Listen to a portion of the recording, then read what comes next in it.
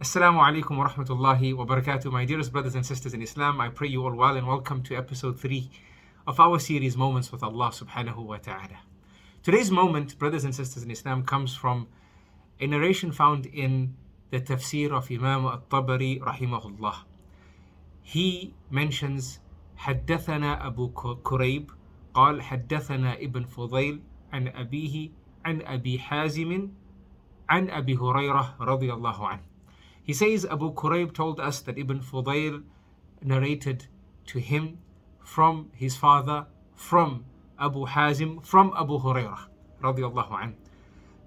An incident whereby one day someone came to Medina and entered upon the Prophet sallallahu alaihi wasallam and expressed, subhanallah, how hungry he was. So the Prophet sallallahu alaihi wasallam wanted to take on this person as his own guest, and accordingly he sends his messenger to one of his wife's homes to see if there was enough provisions for him to attend with the guest. And the wife sent the messenger back saying there's no food in the house. He sends the messenger to the next wife's house. The same response comes back. He sends the messenger to the other wife's house. The same response comes back, until this messenger went to all the homes of the wives of the Prophet sallallahu alaihi wasallam. And subhanallah, there was absolutely no food in any of his wives' homes. So the Prophet ﷺ made a call and asked that who can take this person as their guest. So a person, they say, who went by the name of Abu Talha, immediately he got up and he took this person home, knowing that his provisions are depleted as well. But what an honor to take as my guest the guest of the Prophet ﷺ. So he takes this person home and he quickly goes to his wife and he says to his wife, feed the guest of the Prophet ﷺ and he will be our guest.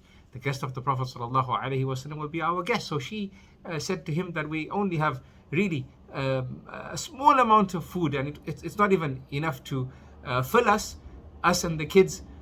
So what will we do? So he said, put the kids to sleep and prepare the food and switch off the lanterns and present the food, and we will pretend like we're eating, but we let the guest eat.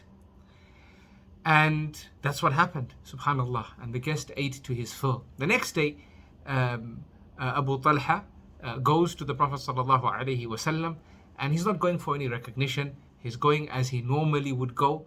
They always would go to the Prophet sallallahu alaihi wasallam, and when the Prophet sallallahu alaihi wasallam sees him, the Prophet sallallahu alaihi wasallam no doubt smiles and says to him, subhanallah, Allah subhanahu wa ta'ala was so amazed by the actions of you and your wife last night.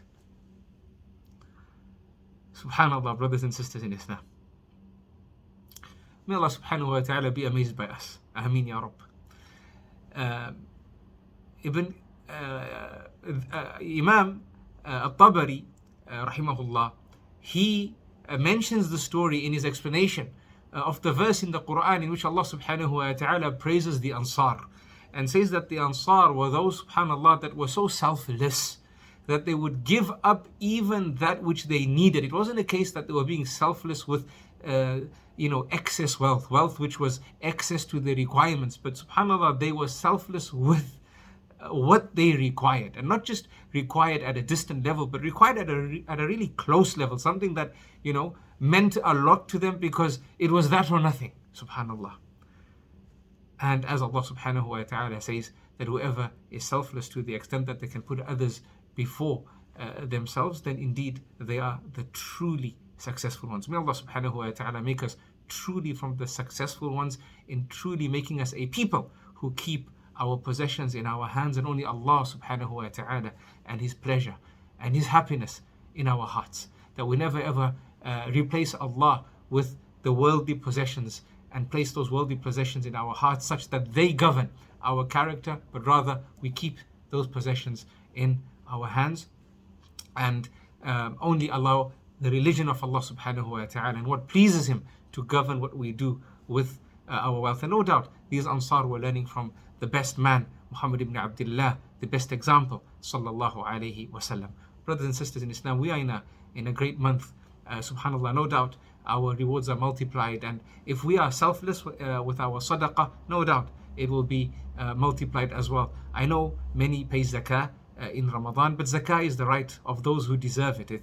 The wealth of zakah sits in our accounts only as a test, only as a trust. So we're truly not being charitable by engaging in the dispensation of zakah. Yes, we're rewarded for completing an act of worship, but truly being charitable, brothers and sisters in Islam, is in giving sadaqah.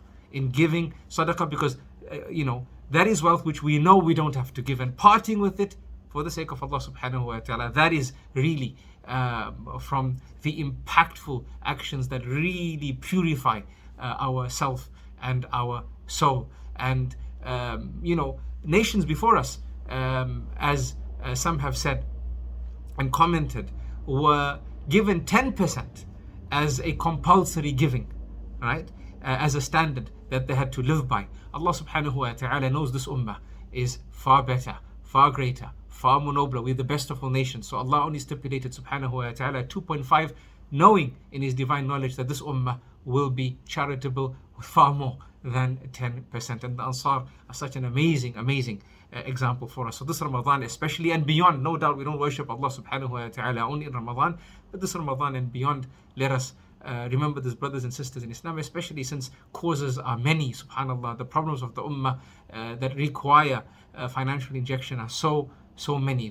Reactive projects, proactive projects, and also looking at inflation and the state of the globe after COVID and geopolitical events. Let us be sure to keep a focused eye out for those close to us who might just be in need and they're too shy to ask. I leave you with this message, this moment with Allah subhanahu wa ta'ala. I love you all for the sake of Allah. May Allah bless our fast and bless our prayers and bless our salah and make this Ramadan our best month ever. Ameen ya Rabbal Alameen. Until next time, Salamullahi alaykum wa rahmatuhu wa barakatuh.